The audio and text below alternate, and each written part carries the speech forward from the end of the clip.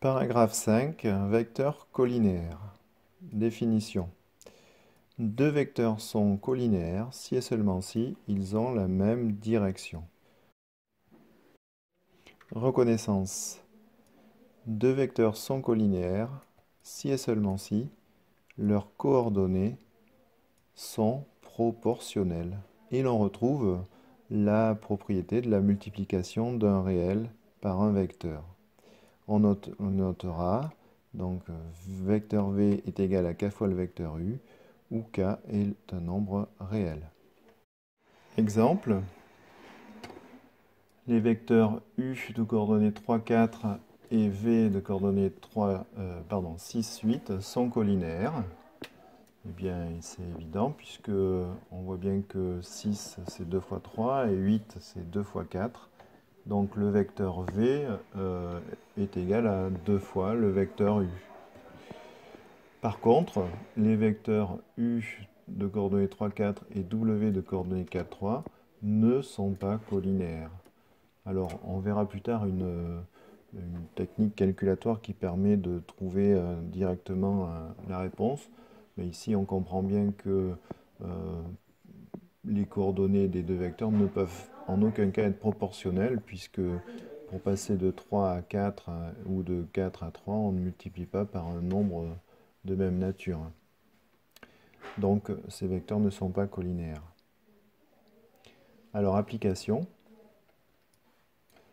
Soit A, B et C, 3 points du plan, eh bien A, B et C sont alignés si et seulement si les vecteurs AB et AC sont collinaires. Cela résulte directement de la définition de la collinéarité qui signifie que deux vecteurs collinaires ont la même direction. Autrement dit, s'ils ont la même direction, ça veut dire que les deux vecteurs sont portés par des droites parallèles. Comme ici, les deux vecteurs ont un point commun, eh bien ces droites parallèles sont confondues. Et donc les trois points A, B et C sont bien alignés. Application. Soit A, B, C et D, 4 points du plan. Les droites AB et CD sont parallèles si et seulement si les vecteurs AB et CD sont collinaires. Alors on retrouve la même relation que tout à l'heure. Exemple, les points A de coordonnées 4, 3, B de coordonnées 1, 0 et C de coordonnées 5, 4 sont-ils alignés?